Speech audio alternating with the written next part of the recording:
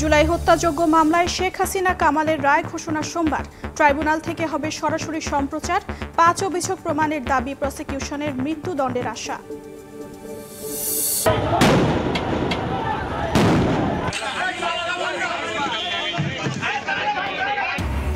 ফের যানবাহনে আগুন, বোমাবাজি। উপদেষ্টা রিজওয়ানার বাসাসহ বিভিন্ন স্থানে ককটেল বিস্ফোরণ। সাভার ও বাড্ডায় ২টি বাসে আগুন। বিশৃঙ্খলা ঠেকাতে সতর্ক আইন শৃঙ্খলা বাহিনী। নির্বাচনে অনিশ্চয়তা সৃষ্টি করছে একটি গোষ্ঠী, বলছে বিএনপি। একটি দলকে খুশি করতে প্রশাসনের রদবদলের অভিযোগ জামায়াতের। সরকারকে নিরপেক্ষ থাকার আহ্বান। এনসিপিতে ভাঙন ধরাতে সক্রিয় বিভিন্ন এজেন্সি ও বাইরের শক্তি, অভিযোগ আক্তারের। নিরাপত্তা উপদেষ্টা খলিলুর রহমানের ভারত সফরের কারণ জানতে চান নাসির উদ্দিন।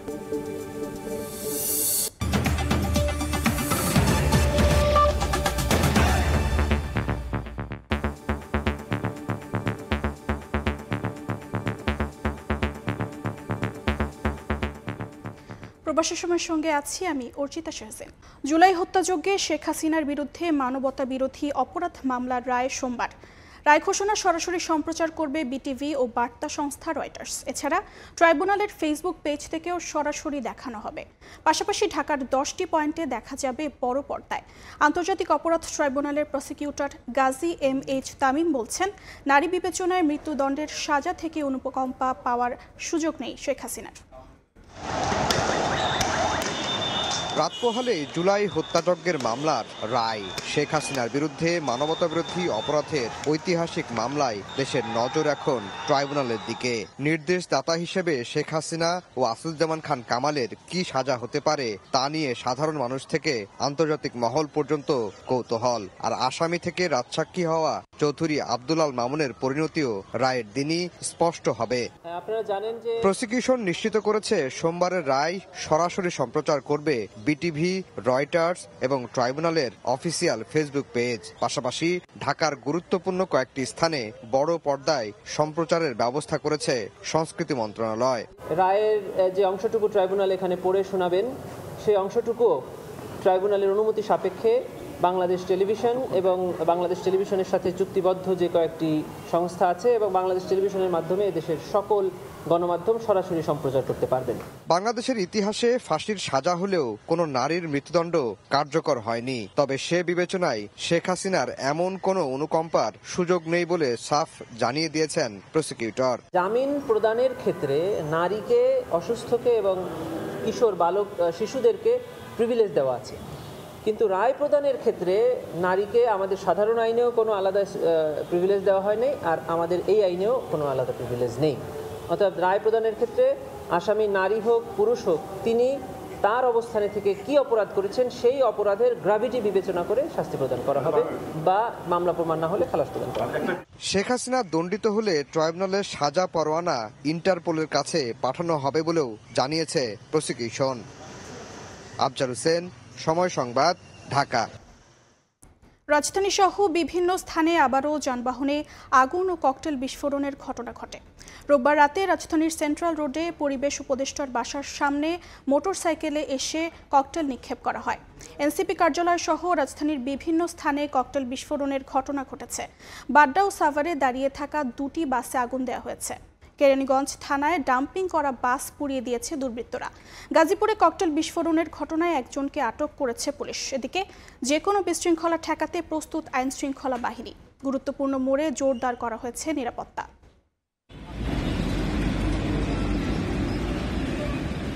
রোববার রাত 9টা সিসিটিভিতে দেখা যায় হেলমেট পরা এক ব্যক্তি রাজধানীর সেন্ট্রাল রোডে পরিবেশ উপদেষ্টা সৈয়দা রিজওয়ানা হাসানের বাসা উদ্দেশ্য করে পরপর 2টি ককটেল নিক্ষেপ করে পালিয়ে যায়।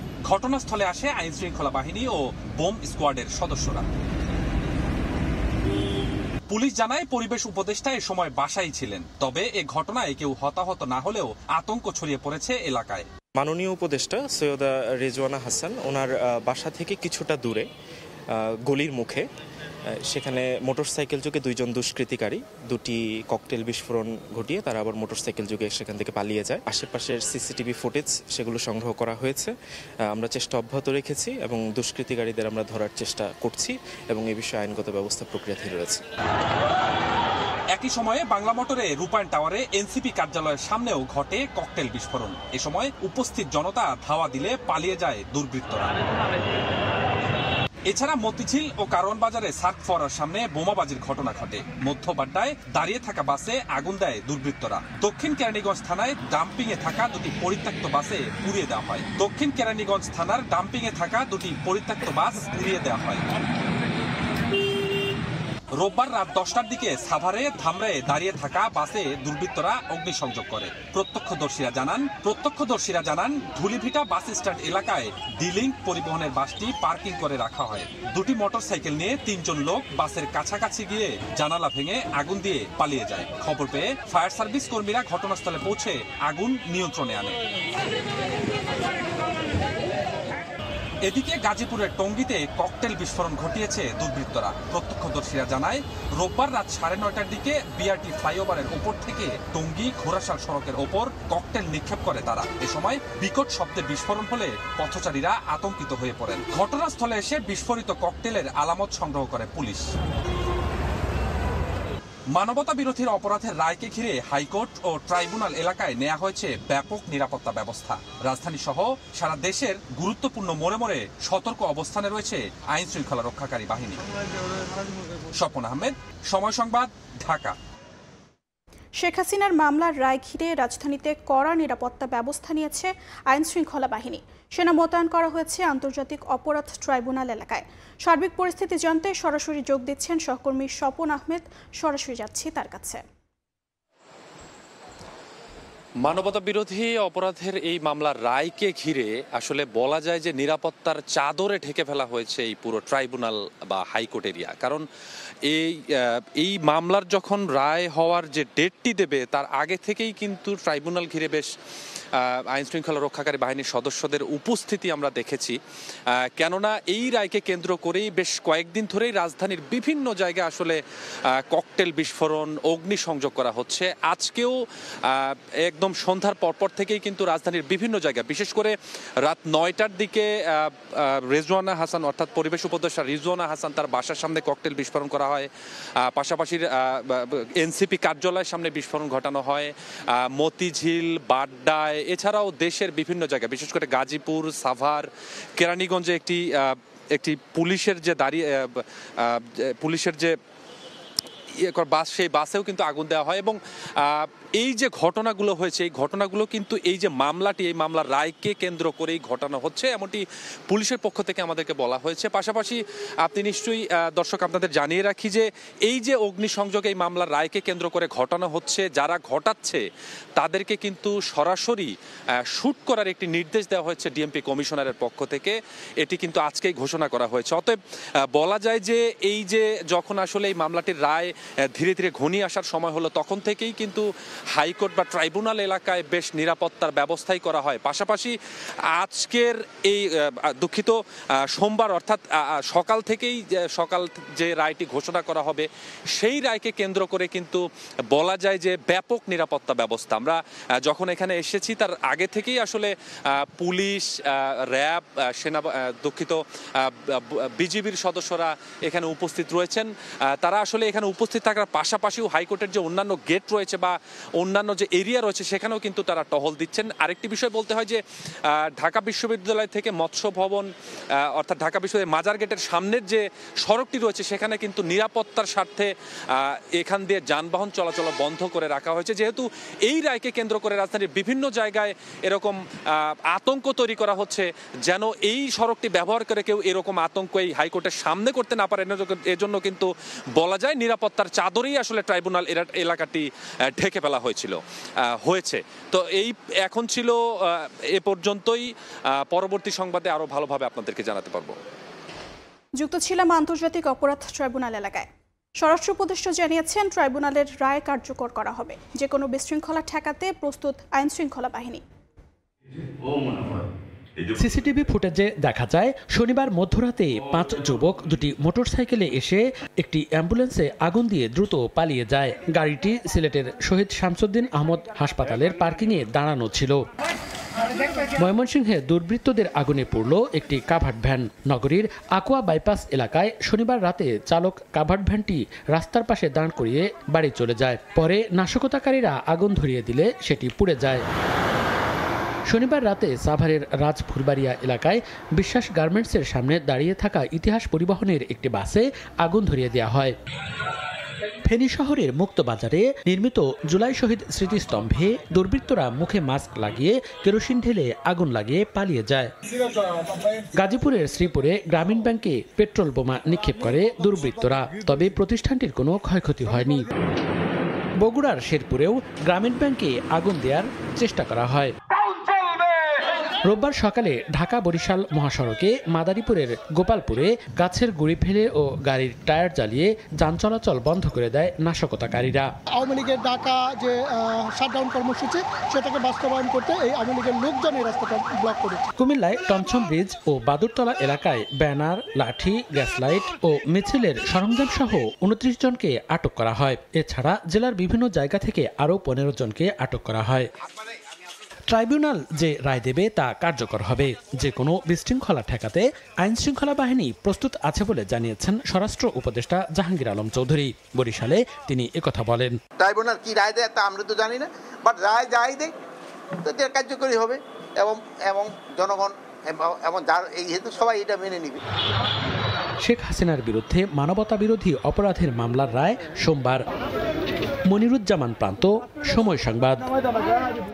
জানমাল রক্ষায় গাড়িতে আগুন ও ককটেল নিক্ষেপকারীদের গুলি করার নির্দেশ দিয়েছেন ডিএমপি কমিশনার শেখ মোহাম্মদ সাজ্জাদ আলী। রোববার দুপুরে ওয়্যারলেস বার্তার মাধ্যমে পুলিশ সদস্যদের এই নির্দেশনা দেন তিনি। ডিএমপি কমিশনার জানান, আইন মেনেই এই নির্দেশনা দিয়েছেন তিনি। বলেন, জানমালের ঝুঁকি তৈরি হয় এমনভাবে কেউ যদি গাড়িতে আগুন দিতে বা ককটেল নিক্ষেপ করতে উদ্যত হয় তাহলে গুলি চালাতে পারবে পুলিশ। কেউ যদি বাসে আগুন দেয় বা ককটেল ছোড়ে এবং পুলিশকে আক্রমণ করে তাহলে চুপচাপ বসে থাকবে না পুলিশ। শেখ হাসিনার মামলার রায় ঘিরে নাশকতার চেষ্টা রুখতে সব দলকে ঐক্যবদ্ধ থাকার আহ্বান জানিয়েছেন বিএনপি মহাসচিব। দেশ জটিল সংকটে পড়েছে উল্লেখ করে মির্জা ফখরুল বলেন, একটি মহল রাজনীতিতে অনিশ্চয়তা সৃষ্টি ও নির্বাচনকে বিলম্বিত করার অপচেষ্টা চালাচ্ছে। মির্জা ফখরুল ইসলাম আলমগীর আগামী ফেব্রুয়ারির প্রথমার্ধে জাতীয় নির্বাচনের ঘোষণার পর থেকেই রাজনৈতিক দলগুলোর নানা দাবিতে আন্দোলন কর্মসূচিতে অনিশ্চয়তা বাড়ছে ঘোষিত সময়ের ভোট নিয়ে। এসবের মধ্যেই বাড়ছে রাজনৈতিক দলের মতানৈক্য। মজলুম জননেতা মাওলানা আব্দুল হামিদ খান ভাসানীর 49তম মৃত্যুবার্ষিকী উপলক্ষে জাতীয় প্রেস ক্লাবে আয়োজিত আলোচনা সভায় যোগ দেন বিএনপি মহাসচিব মির্জা ফখরুল ইসলাম আলমগীর। বলেন, বর্তমানে দেশ জটিল সংকটে পড়েছে। একটি মহল রাজনীতিতে অনিশ্চয়তা সৃষ্টি ও নির্বাচনকে বিলম্বিত করার চেষ্টা করছে। কিছু গোষ্ঠী, কিছু মহল আজকে পরিকল্পিতভাবে এই বাংলাদেশে একটা অনিশ্চয়তা সৃষ্টি করতে চায় এবং তারা বিভিন্ন রকম দাবি তুলে নির্বাচনকে ব্যাহত বা বন্ধ বিলম্বিত করতে চায়। যে এই দেশের মানুষের এখন সবচেয়ে বড় প্রয়োজন যেটা তারা হচ্ছে নির্বাচিত সরকার। গণহত্যার দায়ে শেখ হাসিনার বিচার প্রসঙ্গে বিএনপি মহাসচিব বলেন, গণহত্যার রায় ঘোষণা ঘিরে দেশে নৈরাজ্য সৃষ্টির পায়তারা চলছে। অরাজকতার রুখে দিতে সব রাজনৈতিক দলকে ঐক্যবদ্ধ হওয়ার আহ্বান মির্জা ফখরুলের। আগামীকাল ফ্যাসিস্ট হাসিনার গণহত্যার বিরুদ্ধে যেটা ট্রায়াল হয়েছে তার রায় বেরোবে এবং একটা মহল এটা নিয়ে আবার একটা নৈরাজ্য সৃষ্টি করার জন্য পায়তারা করছে। আমাদের আজকে রুখে দাঁড়াতে হবে। সমস্ত রাজনৈতিক দলগুলোকে আমি আহ্বান জানাবো যে আসুন ওই প্রশ্নে ঐক্যবদ্ধ থেকে যে আমরা গণতন্ত্র এখানে প্রতিষ্ঠা করব। দেশের রাজনৈতিক, অর্থনৈতিক ও আইন শৃঙ্খলা পরিস্থিতি স্বাভাবিক রাখতে নির্বাচিত সরকার প্রয়োজন বলে মন্তব্য করেন বিএনপি মহাসচিব। নির্বাচিত সরকার না থাকলে আরো খারাপ হবে। আহমেদ সালেহিন, সময় সংবাদ, ঢাকা। প্রশাসনের পছন্দ মতো রদবদলে নষ্ট হচ্ছে লেভিং প্লেইং ফিল্ড। এতে একটি দলকে খুশি করা হচ্ছে বলে অভিযোগ জামায়াতের। সমমনা 8 দলের নেতাদের সঙ্গে বৈঠক শেষে জামায়াতের সেক্রেটারি জেনারেল মিয়া গোলাম পরোয়ার বলেন, প্রধান উপদেষ্টার ভাষণে অবাধ ও সুষ্ঠু নির্বাচনের আকাঙ্ক্ষা আংশিক পূরণ হয়েছে। 5 দাবিতে অব্যাহত থাকবে 8 দলের আন্দোলন। এই গণভোটের দেশের চলমান রাজনৈতিক পরিস্থিতি নিয়ে বৈঠকে বসে সমমনা 8 দল। রাজধানীর মগবাজারে দলগুলোর শীর্ষ নেতাদের সঙ্গে বৈঠকে সভাপতিত্ব করেন জামায়াতের আমির ডাক্তার শফিকুর রহমান। বৈঠক শেষে 8 দলের নেতাদের নিয়ে সংবাদ সম্মেলন করেন জামায়াতের সেক্রেটারি জেনারেল মিয়া গোলাম পরোয়ার। তিনি বলেন, প্রধান উপদেষ্টার ভাষণে অবাধ ও সুষ্ঠু নির্বাচনের আকাঙ্ক্ষা পুরোপুরি পূরণ হয়নি, তাই 5 দফা দাবিতে আন্দোলন অব্যাহত রাখবে সমমনা 8 দল। জাতীয় নির্বাচনের আগেই গণভোট তারিখ ঘোষণা করার প্রয়োজন ছিল, সেটা না করার কারণে দেশবাসীর মধ্যে একটা সংশয় তৈরি হয়েছে। এই ভাষণে অবাধ ও সুষ্ঠু নিরপেক্ষ নির্বাচনের জন্য আমাদের 8 দলের যে আন্দোলন ছিল, জনগণের যে আকাঙ্ক্ষা ছিল, সেই আকাঙ্ক্ষার আংশিক পূর্ণ হয়েছে, পূর্ণভাবে জনগণের সে আকাঙ্ক্ষা পূর্ণ হয়নি। প্রশাসনে পছন্দ মতো রদবদল শুরু হয়েছে, যা লেভেল প্লেইং ফিল্ড নষ্ট করছে বলে মনে করে জামায়াত। একটি দলকে খুশি করার জন্য এই কাজগুলো হচ্ছে বলে মন্তব্য করেন মিয়া গোলাম পরোয়ার। প্রশাসনে যেভাবে রদবদল চলছে, পছন্দ মতো ডিসি, ইউনো, পুলিশ কর্মকর্তাদের যখন তখন এই 1 সপ্তাহের মধ্যে নানান জায়গায় রদবদল শুরু হয়েছে। এটা লেভেল প্লেইং ফিল্ড, মাঠে নির্বাচনে সব দলের সমান অধিকার, এই সমতা রক্ষার যে দাবি আমাদের 5 দফার অন্যতম দাবি, সেটা ভঙ্গ হচ্ছে। প্রধান উপদেষ্টাকে নিরপেক্ষ থাকার জন্য আমরা আহ্বান জানাচ্ছি। তিনি কি কোনো একটি বিশেষ দলের রাজনৈতিক প্রভাবের কাছে অসহায় বোধ করছে? গণভোটের সংস্কার প্রস্তাবে জনগণকে হ্যাঁ ভোট দেওয়ার আহ্বান জানিয়ে 8 দলের বৈঠক থেকে পরবর্তী কর্মসূচি ঘোষণার কথাও জানান তিনি। সংস্কারে গৃহীত সব বিষয়গুলোকে অতি সহজ করে ভোটারদের কাছে, দেশবাসীর কাছে সরকারকেই পেশ করতে হবে। ওয়ালিউল সাকিব, সময় সংবাদ, ঢাকা। এনসিপির মধ্যে ভাঙন ধরাতে অপচেষ্টা চালাচ্ছে বিভিন্ন এজেন্সি ও বাইরের শক্তি, এমন অভিযোগ করে দলটির সদস্য সচিব আক্তার হোসেন বলেছেন, সামাজিক মাধ্যমে চালানো হচ্ছে অপপ্রচার। এদিকে জাতীয় নিরাপত্তা উপদেষ্টা খলিলুর রহমানের ভারত সফরের কারণ জানতে চেয়েছেন এনসিপির মুখ্য সমন্বয়ক নাসিরউদ্দিন পাটোয়ারি। ভোটের আগে প্রায়ই নিজ নির্বাচনী এলাকায় জনসংযোগ করছেন জাতীয় নাগরিক পার্টির সদস্য সচিব আক্তার হোসেন। রোববার সন্ধ্যায় রংপুরে নবান্ন মেলায় অংশ নেন তিনি। পরে সাংবাদিকদের বলেন, এনসিপিতে ভাঙন ধরানোর অপচেষ্টা চালাচ্ছে বিভিন্ন এজেন্সি ও বাইরের শক্তি। সামাজিক মাধ্যমে ছড়ানো হচ্ছে নানা গুজব। গণভোট প্রক্রিয়ায় সরকারকে অটল থাকার আহ্বানও জানান আক্তার। আমরা সরকারের কাছে আহ্বান জানিয়েছি জাতীয় নাগরিক পার্টির পক্ষ থেকে যে জুলাই সনদ বাস্তবায়নের বিষয়টাকে নিয়ে যে আদেশ জারি করা হয়েছে, তার যে অস্পষ্টতাগুলো রয়েছে সেগুলোকে যেন অতি সত্বর স্পষ্টভাবে ব্যাখ্যা সহকারে জাতির কাছে উপস্থাপন করা হয়। কোনো দলের চাপে পড়ে সে ব্যাখ্যায় যেন কোনো ধরনের ক্ষমতা কেন্দ্রিকভাবে ব্যাখ্যা করা সম্ভবপর হয়। পরবর্তীতে যাদের হাতে ক্ষমতা যাবে তারাই সেটা যেমন করে ইচ্ছে তেমন করে এই আদেশটাকে ব্যাখ্যা করতে পারবেন, সেই সুযোগটাকে যেন তারা বন্ধ করে দেয়, সেই আহ্বানটা আমরা সরকারের কাছে রাখতে চাই। এদিন সন্ধ্যায় এনসিপির কেন্দ্রীয় কার্যালয় থেকে মনোনয়ন ফর্ম তোলেন দলের মুখ্য সংগঠক সার্জিস আলম। এ সময় নির্বাচনকে ঘিরে নিরাপত্তা শঙ্কার কথা জানান দলের মুখ্য সমন্বয়ক নাসিরউদ্দিন পাটোয়ারি। সরকারকে জাতীয় নিরাপত্তা উপদেষ্টা খলিলুর রহমানের ভারত সফরের কারণ জানানোর আহ্বান জানান তিনি। খলিলুর রহমান স্যার, যিনি হলেন আমাদের সামরিক উপদেষ্টা রয়েছেন, উনি হলো আমাদের ইন্ডিয়াতে সফর করেছেন। আমরা সরকারকে আহ্বান জানাবো, সেই সফরটা কি জন্য হয়েছে, কেন করেছেন।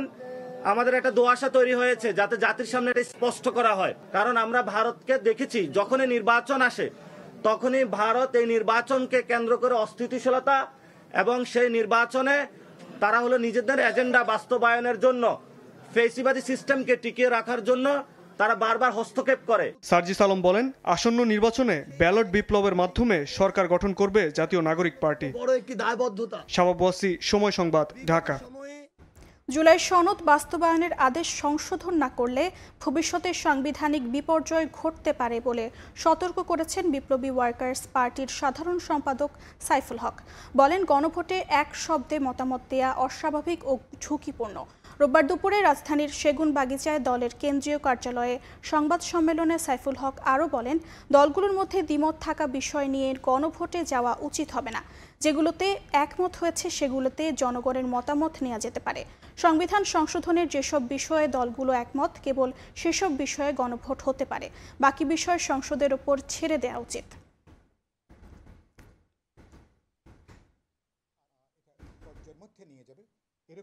বলবার চেষ্টা করছেন যে 4টা প্রশ্নের মধ্যে 2টো প্রশ্নে তাদের যদি দ্বিমত থাকে বা একটা প্রশ্ন যদি দ্বিমত থাকে, তাহলে কিভাবে তার মতামতটা ব্যক্ত হবে এবং গণভোটের মধ্য দিয়ে না যদি জয়যুক্ত হয়, তাহলে তো এটা আমাদের জন্য একটা সামষ্টিক একটা বিপর্যয় হিসাবে এটা দেখা দেবার আশঙ্কা আছে।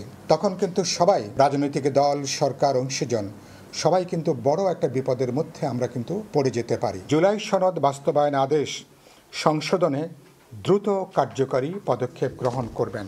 জাতীয় নির্বাচনের দিন গণভোট হলে প্রশ্নবিদ্ধ হতে পারে ইসি। দ্বিতীয় দিনের সংলাপে রাজনৈতিক দলগুলো আরও বলছে, পেশিশক্তি ও প্রভাবমুক্ত ভোট আয়োজনের বিকল্প নেই। জোট করলেও নিজ প্রতীকে ভোটের বিধান বাতিল চান রাজনীতিকরা। এ সময় গণযোগ্য ও স্বচ্ছ নির্বাচন আয়োজনে সব দলের সহযোগিতা চান প্রধান নির্বাচন কমিশনার। জানান, বিতর্কমুক্ত থেকে কাজ করবে ইসি। ত্রয়োদশ সংসদ নির্বাচন সামনে রেখে রোববার দ্বিতীয় দিনের মতো রাজনৈতিক দলের সঙ্গে সংলাপে বসে ইসি। সকাল বিকাল 2 পর্বে আমন্ত্রণ জানানো হয় 12টি দলকে। তৃণমূল, বিএনপি ছাড়া সংলাপে যোগ দেয় 11টি দল। সংলাপের শুরুতে নির্ধারিত আসন গ্রহণ নিয়ে বাগড়া বাঁধে ইসলামী ঐক্যজোট দলের 2 দাবিদার নিয়ে। আমন্ত্রণপত্র যাচাই করে একটি অংশের প্রতিনিধিদের বের করে দেন ইসি সচিব। এ ঘটনায় কমিশনের কাছে দুঃখ প্রকাশ করে সব আসনে না ভোট, জোটে নিজ দলের প্রতীকে ভোট করার বিধান বাদ দেওয়া সহ দাবি দেওয়া তুলে ধরেন ইসলামী ঐক্যজোটের মহাসচিব।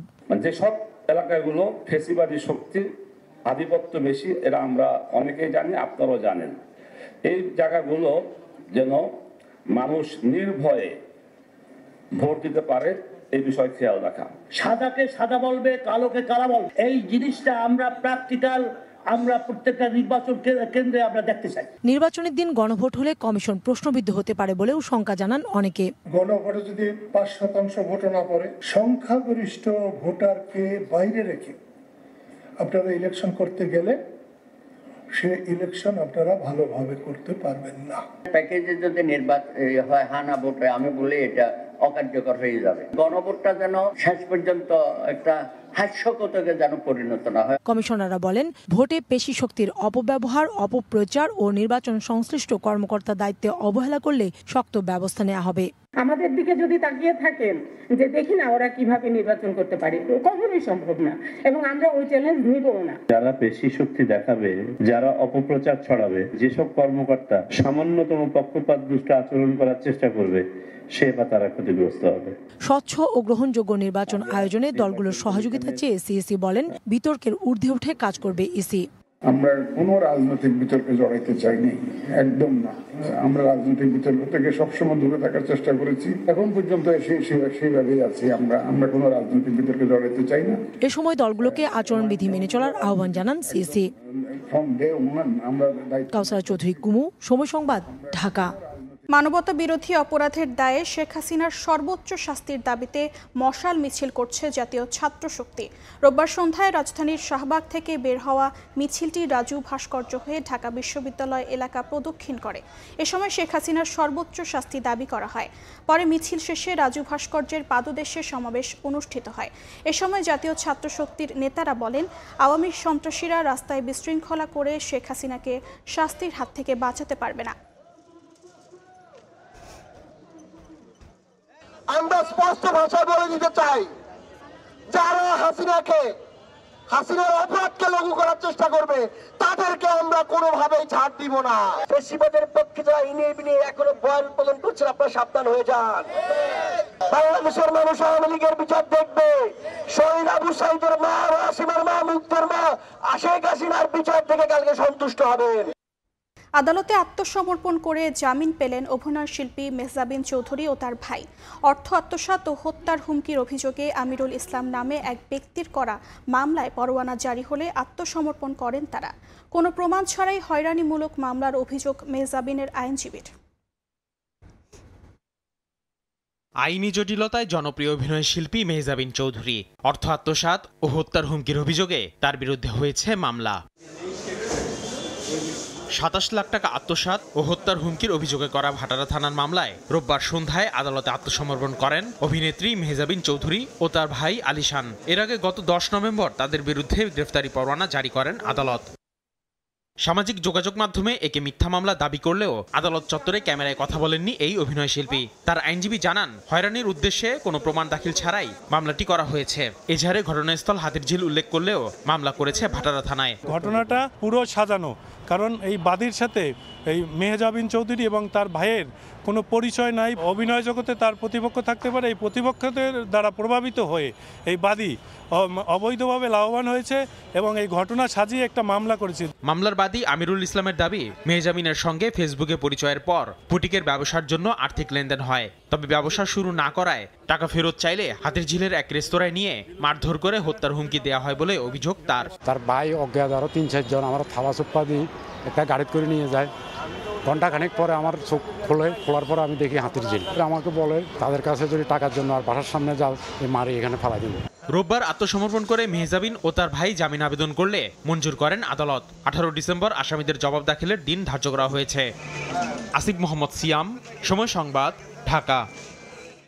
600 কোটি টাকার বেশি সন্দেহজনক লেনদেন ও 10 কোটি টাকার বেশি অবৈধ সম্পদ অর্জনের অভিযোগে সাবেক মন্ত্রী মোফাজ্জল হোসেন চৌধুরী মায়া ও তার স্ত্রীর বিরুদ্ধে মামলার অনুমোদন দিয়েছে দুদক।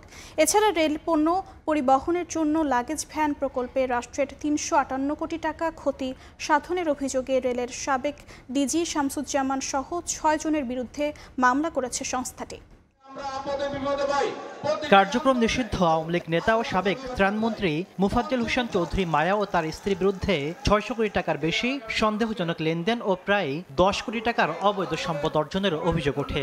গত বছর আওয়ামী লীগ সরকারের পতনের পর তাদের বিরুদ্ধে অনুসন্ধান নামে দুদক। অনুসন্ধানে পাওয়া তথ্যের ভিত্তিতে এবার মামলার অনুমোদন দিল সংস্থাটি।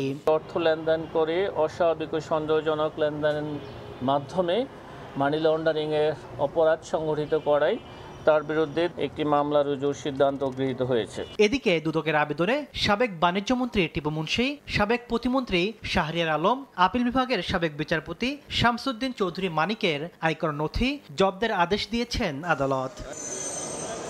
রেলের আয় বাড়াতে 2023 সালে পণ্য পরিবহনের জন্য লাগেজ ভ্যান প্রকল্প নেয় আওয়ামী লীগ সরকার। 358 কোটি টাকায় 125টি লাগেজ ভ্যান কেনা হয়েছিল পণ্য, লাগেজ ও দ্রুত নষ্ট হয় এমন দ্রব্য পরিবহনের জন্য। তবে লাভ দূরে থাক, উল্টো রেলের গলার কাটায় পরিণত হয় এই প্রকল্প। দুদক বলছে, লক্ষ্য অনুযায়ী রেলের আয় তো বাড়েনি, বরং এগুলো বেড়েছে লোকসানের বোঝা। প্রকল্পের মাধ্যমে রাষ্ট্রের আর্থিক ক্ষতি সাধনের অভিযোগে রেলের সাবেক ডিজি শামসুজ্জামান, প্রকল্প পরিচালক আব্দুল মতিন চৌধুরী সহ 6 জনের বিরুদ্ধে মামলা করেছে দুদক। বাংলাদেশের রেল অবকাঠামোতে প্রয়োজন না থাকা সত্ত্বেও উদ্দেশ্য প্রণোদিতভাবে লাগেজ ভ্যান ক্রয় করে অপরাধমূলক বিশ্বাস ভঙ্গ করত রাষ্ট্রীয় 358 কোটি টাকার আর্থিক ক্ষতি সাধনের অপরাধে মোট 6 জনের বিরুদ্ধে মামলা রুজুর সিদ্ধান্ত গৃহীত হয়েছে এবং ইতিমধ্যে এই মামলাটি রুজু হয়েছে। দুদক বলছে, বাস্তবিক বাজার চাহিদা বিবেচনা না করেই 358 কোটি টাকার প্রকল্প নেয় রেলওয়ে। তাসলিম তৌহিদ, সময় সংবাদ, ঢাকা। বন্ড সুবিধার অপব্যবহার ঠেকাতে 1 ডিসেম্বর থেকে অনলাইনে আবেদন বাধ্যতামূলক করেছে এনবিআর। সংস্থাটির চেয়ারম্যান বলেন, অনিয়মে জড়িত কাস্টমস কর্মকর্তাদের চাকরিচ্যুত করা হবে। এ সময় এনবিআরের কাছে বন্ড সুবিধার অপব্যবহারকারীদের তালিকা চান বিজিএমইএ সভাপতি। দোষীদের শাস্তির দাবি করেন বিকেএমইএ সভাপতিও। বর্তমানে তৈরি পোশাক রপ্তানি বাবদ $48 বিলিয়ন আয় নিয়ে বিশ্বে দ্বিতীয় অবস্থানে বাংলাদেশ। সরকারি যেসব নীতি সহায়তায় পোশাক খাতের এই অর্জন, এর অন্যতম কাঁচামাল আমদানিতে বন্ড সুবিধা। তবে এই সুযোগের অপব্যবহারও হয়েছে। শুল্ক সুবিধায় আনা কাঁচামাল গোপনে খোলা বাজারে বিক্রি করে দেওয়ার অভিযোগও আছে। বন্ড ফ্যাসিলিটিস আমাদেরকে অনেক কিছু দিয়েছে, এই দেশের রপ্তানি সেক্টরকে অনেক সহযোগিতা করেছে। এটা যেমন সত্য, এটাও সত্য যে বন্ডের ব্যাপক অপব্যবহার হয়েছে। কারচুপি বন্ধে বন্ড ম্যানেজমেন্ট সিস্টেম অনলাইন ভিত্তিক করেছে এনবিআর। 10 মাসের পরীক্ষা নিরীক্ষা শেষে 1 ডিসেম্বর থেকে বন্ড সংক্রান্ত আবেদন অনলাইনে বাধ্যতামূলক করলো সংস্থাটি। একটা সার্কুলার জারি করবে এনবিআর থেকে যে এখন থেকে আমরা পেপারে কোনো কাজ নিব না, এটা 100% অটোমেটেড হতে হবে। যত দ্রুত সম্ভব আমরা করব, আমাদের সিস্টেম যখন বলবে যে আমরা রেডি, আমরা চেষ্টা করব 1 ডিসেম্বর থেকে এটা কম্পালসারি করতে। ব্যাংক গ্যারান্টির বিপরীতে বন্ড সুবিধা দেয়া হলে কাঁচামালের অবৈধ বিক্রি কমবে বলে মনে করেন রপ্তানিকারকরা। আমাদের কোনো মেম্বার যদি অপব্যবহার করে তার সার্ভিস আমরা বন্ধ করেছি। ইতিমধ্যে আমরা ইন্ডিকেশন দিয়ে 22টা প্রতিষ্ঠানকে বলেছি চলবে না এসব। বন্ডের অপব্যবহারকারীদের অন্তত 1-2টাকে অন্তত ধরে দৃষ্টান্তমূলক বা একেবারে দৃশ্যমান কিছু পানিশমেন্ট দেন, তাদেরকে সামাজিকভাবে হেয় করার ব্যবস্থা করেন এবং তারা যাতে ভবিষ্যতে বাংলাদেশ আর কোনো ব্যবসা না করতে পারে। অনুষ্ঠানে জানানো হয় রাজস্ব কার্যক্রম আরও বেগবানে একই সোডা সিস্টেমের পরিবর্তে নতুন প্ল্যাটফর্ম চালুর পাইলট প্রজেক্ট হাতে নিয়েছে এনবিআর। প্রকৃত ব্যবসায়ীরা ক্ষতিগ্রস্ত হচ্ছে আমরা। MS আরিফিন, সময় সংবাদ, ঢাকা। ইটের বিকল্প প্রযুক্তি ও উপকরণ না এলে কেবল আইন প্রয়োগে সমস্যার সমাধান হবে না বলে মন্তব্য করেছেন পরিবেশ উপদেষ্টা সৈয়দা রিজওয়ানা হাসান। আর সরকারি ভবনগুলো পরিবেশ উপযোগী করার আহ্বান জানিয়েছেন গৃহায়ন ও গণপূর্ত উপদেষ্টা আদিদুল রহমান খান। রাজধানীতে এক সেমিনারে তারা এসব কথা বলেন। রাজধানীর সেগুনবাগিচায় পরিবেশ বিষয়ক এক সেমিনার আয়োজন করে গণপূর্ত অধিদপ্তর। এতে অংশ নিয়ে পরিবেশ উপদেষ্টা সৈয়দা রিজওয়ানা হাসান বলেন, ইটের বিকল্প না থাকায় ইটভাটা রোধে আইন প্রয়োগের পরও পরিবেশের ওপর এর ক্ষতিকর প্রভাব কমছে না। বলেন, উন্নয়নের নামে প্রকৃতি ধ্বংস করে বাণিজ্যিক কর্মকাণ্ড করা চলবে না। সরকারের 3 লক্ষ টাকা ব্যয়। এ সময় নীতিমালা করে পানির অপব্যবহার রোধ, প্রাকৃতিক আলো আর পরিবেশ বান্ধব নির্মাণ শৈলী নিশ্চিতের তাগিদ দেন উপদেষ্টা। দায়িত্ব নেওয়ার পরে বাংলাদেশের ইতিহাসে সবচাইতে বেশি ইটভাটা ভেঙেছি। এটার তো একটা ডেটারেন্ট ইফেক্ট থাকার কথা ছিল, তা নাই। কারণ মার্কেটটা আমরা ইটের বিকল্পের জন্য তো প্রস্তুত করি নাই, এমনকি সরকারও করে নাই। সরকার একদিকে আইন করে ইটভাটা এরকম হলে ভেঙে দেবে, আবার সরকার আরেকদিকে ব্লক বা বিকল্পটাকে আমরা তো প্রমোট করছি না। একই অনুষ্ঠানে সরকারি হাসপাতাল, কারাগার, আদালত সহ এতিমখানা পরিবেশ উপযোগী করে নির্মাণ জরুরি বলে জানান গৃহায়ন ও গণপূর্ত উপদেষ্টা। কাজের ক্ষেত্রে কিন্তু কোয়ালিটি মারাত্মকভাবে কম্প্রোমাইজড, আর কম্প্রোমাইজড হয়েছে বলেই সেবার মানও অত্যন্ত খারাপ পর্যায়ে চলে যায় এবং মানুষ উপকার পায় না। আমরা চাই বাংলাদেশের সবুজ ভবন তৈরি হোক, যেখানকার ম্যাটেরিয়ালগুলো পরিবেশ সম্মত হবে, স্বাস্থ্যসম্মত হবে। নির্মাণ শিল্পের আধুনিকায়নে সরকারি নীতি নির্দেশনায় পরিবর্তন আসা উচিত বলেও মনে করেন দুই উপদেষ্টা। এর মধ্যে আমরা কতদূর করতে পারি। তাসনিয়া নিশাত, মিম, সময় সংবাদ, ঢাকা। নতুন ধানের ঘ্রাণে নবান্ন উৎসব। কৃষি নির্ভর বরেন্দ্র অঞ্চলে পিঠা, পুলি, পায়েসের আমেজ। লোকজ নাচ, গান সহ বর্ণিল আয়োজনে বরণ করা হয়েছে পহেলা অগ্রহায়ণকে।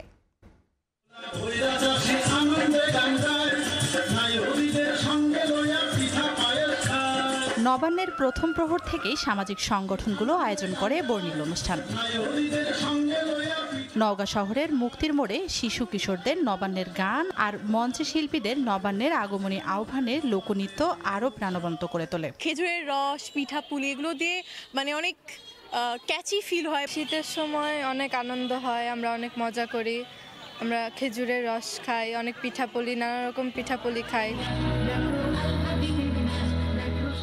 এদিকে বাঙালির ইতিহাস ঐতিহ্যকে বিশ্বব্যাপী তুলে ধরতে নবান্ন উৎসব পালন করেছে রাজশাহী বিশ্ববিদ্যালয়ের কৃষি অনুষদ। ধান কাটা, পিঠা উৎসব, নাচ, গান আর আনন্দ উল্লাসের মধ্য দিয়ে শুরু হয় আনুষ্ঠানিকতা। এই দিনটি আমাদের জন্য আজকে অনেক ভালো লাগছে। সকাল থেকে আমাদের পিঠার স্টল আছে, পিঠা নিয়ে অনেক বিভিন্ন ধরনের বাহারি কাজ করা হয়েছে। ভবিষ্যৎ প্রজন্মের কাছে এই দিনটাকে তুলে ধরা আর মানে সবাই এই দিনটাকে মনে রাখবে, এই জন্য আমরা পালন করি। নিজের হাতে বানানো দুধপুলি, চন্দ্রপুলি, চিতই সহ 1.5 শতাধিক পিঠা শোভা পায় উৎসবে। তানজিনা তাসনিম, সময় সংবাদ।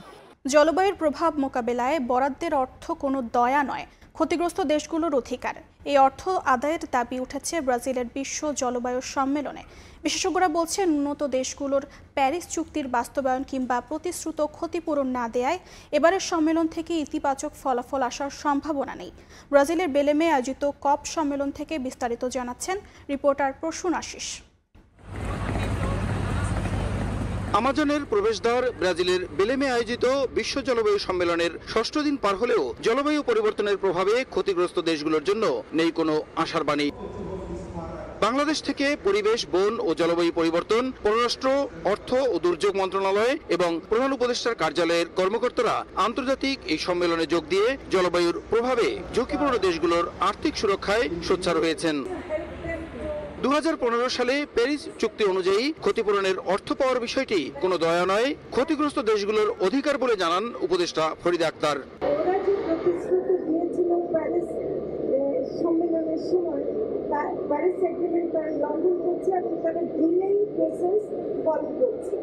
এখন আমাদের উচিত হবে যে এখন যখন আমরা ফাইন্যান্সের দাবি করব, এটা আমরা দয়া চেয়ে দাবি করছি। অন্যদিকে বড় বড় অবকাঠামো প্রকল্পের কারণে আমাজন রেইন ফরেস্ট ও ভূমি ধ্বংস হচ্ছে দাবি করে জলবায়ু সম্মেলনের 6ষ্ঠ দিনেও মানববন্ধন ও প্রতিবাদ কর্মসূচি পালন করে আদিবাসী সম্প্রদায়। জলবায়ু পরিবর্তনের প্রভাবে ক্ষতিগ্রস্ত দেশগুলোকে ক্ষতিপূরণ দেওয়ার ক্ষেত্রে উন্নত দেশগুলোর অনেকটা অনীহা থাকার কারণে গত কপ সম্মেলনগুলোর মতো এবারের সম্মেলন থেকেও বাংলাদেশ সহ উন্নয়নশীল দেশগুলোকে খালি হাতে ফিরতে হতে পারে বলে আশঙ্কা করছেন বিশেষজ্ঞরা। সেক্ষেত্রে এই সম্মেলনের পর থেকেই জোর লবিং চালিয়ে যেতে হবে এসব ক্ষতিপূরণ আদায়ে সমস্ত দেশগুলোর যৌথ উদ্যোগ নিয়ে। ব্রাজিলের বেলেম থেকে প্রসূন আশিস, সময় সংবাদ। ফিনল্যান্ডের স্টুডেন্ট পার্লামেন্ট ও ইউথ কাউন্সিল নির্বাচনে বাংলাদেশি নারী শিক্ষার্থীরা নেতৃত্বের উজ্জ্বল দৃষ্টান্ত স্থাপন করছেন। ভিন্ন ভিন্ন শহর থেকে 2 শিক্ষার্থী লড়ছেন কাউন্সিলর পদে। এদিকে Finland young consultant of the ইয়ারের ফাইনালে জায়গা করে নিয়েছেন আরেক বাংলাদেশি নারী শিক্ষার্থী। ফিনল্যান্ড থেকে মহিউদ্দিন মধুর রিপোর্ট। মাইমুনা মাহরিন ফিনল্যান্ডের এসপো শহরের কিলুনপুস্তি স্কুলের 7ম শ্রেণীর ছাত্রী। চিকিৎসক হওয়ার স্বপ্ন বাংলাদেশের রাজশাহীতে জন্ম নেওয়া এই শিক্ষার্থীর। মাহরিন স্কুলে তার নেতৃত্ব গুণের স্বীকৃতিতেই মনোনীত হয়েছেন চলমান ইউথ কাউন্সিল নির্বাচনের প্রার্থী হিসেবে। এসপো শহরের ভোটারদের আগ্রহেও তিনি এখন শীর্ষ প্রতিদ্বন্দ্বীদের একজন। আমার ক্যাম্পেইনটা এমন ভাবে হচ্ছে যে আমার যে ফ্রেন্ড আছে আমার স্কুল থেকে অথবা অন্য স্কুল থেকে, তো ওটার হচ্ছে একটা চ্যাট গ্রুপ আছে, তো ওইখানে যে আমি বলি অথবা যখন ডাইরেক্টলি দেখা হয় তখন ওদের সাথে কথা বলে বলি যে আমি এখানে এরকম এসপোর একটা জায়গায় দাঁড়িয়েছি, তুমি ভোট করতে পারলে আমাকে ভোট দিও। স্বেচ্ছাসেবী কর্মকাণ্ডে সক্রিয় অংশগ্রহণে বাংলাদেশি কমিউনিটির আরেক পরিচিত নাম তাসনিম নিশাত ইসলাম। আগের পরিষদে স্টুডেন্ট পার্লামেন্টের কাউন্সিলর নির্বাচিত হয়েছিলেন তিনি।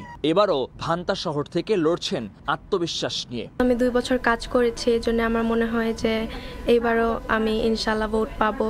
আমি সোশ্যাল মিডিয়াতে আপলোড দিয়েছি এবং আমার ফ্রেন্ডদেরকে বলেছি আমাকে ভোট করার জন্য। 13 থেকে 17 বছরের শিক্ষার্থীদের নির্বাচন চলবে 21 নভেম্বর পর্যন্ত। তাদের ভোটেই নির্বাচিত হয় স্কুল কমিউনিটির প্রতিনিধিরা। তারা শিক্ষার্থীদের ভাবনা, সমস্যা, উন্নয়ন চাহিদা শহর প্রশাসনের কাছে তুলে ধরার গুরুত্বপূর্ণ সুযোগ পান। আর ভবিষ্যৎ নেতৃত্বের ভিত্তি তৈরি হয় এখানেই।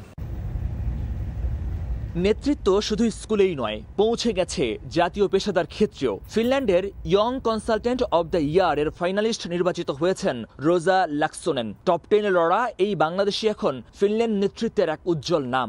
পরিবেশ প্রকৌশল ও টেকসই উন্নয়নে তার কাজ জলবায়ু নীতি ও অবকাঠামো পরিকল্পনায় উল্লেখযোগ্য ভূমিকা রেখে চলেছে। পরিবেশ বিশেষজ্ঞ হিসেবে কাজ করছেন ফিনল্যান্ডের একটি প্রতিষ্ঠানে। আমি একমাত্র ফরেনার এই টপ 10-এর মধ্যে, আর কেউ ফরেনার, সবাই হলো ফিনিশ। আর আমি অনেক প্রাউড যে আমি বাংলাদেশকে কিভাবে রিপ্রেজেন্ট করতে পারতেছি কম্পিটিশনে ইয়াং কনসালটেন্ট হিসাবে। রোজার লক্ষ্য তরুণদের সঙ্গে নিয়ে পরিবেশ, সমতা ও কমিউনিটির ভিত্তিতে টেকসই ভবিষ্যতের ভাবনা গড়ে তোলা।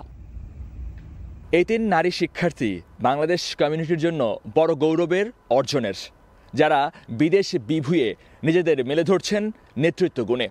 তাদের জন্য সময় সংবাদের শুভকামনা। মহিউদ্দিন মধু, সময় সংবাদ, ফিনল্যান্ড। এ পর্যায়ে শীর্ষ সংবাদগুলো জানিয়ে দিচ্ছি আরেকবার। জুলাই হত্যাযোগ্য মামলায় শেখ হাসিনা কামালের রায় ঘোষণা সোমবার। ট্রাইব্যুনাল থেকে হবে সরাসরি সম্প্রচার। 5 অভিযোগ প্রমাণের দাবি প্রসিকিউশনের, মৃত্যুদণ্ডের আশা।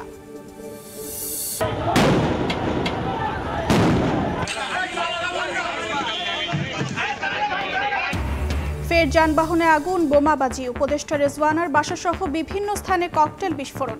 সাভার ও বাড্ডায় 2টি বাসে আগুন। বিশৃঙ্খলা ঠেকাতে সতর্ক আইন শৃঙ্খলা বাহিনী। এবং নির্বাচনে অনিশ্চয়তা সৃষ্টি করছে একটি গোষ্ঠী, বলছে বিএনপি। একটি দলকে খুশি করতে প্রশাসনের রদবদলের অভিযোগ জামায়াতের। সরকারকে নিরপেক্ষ থাকার আহ্বান।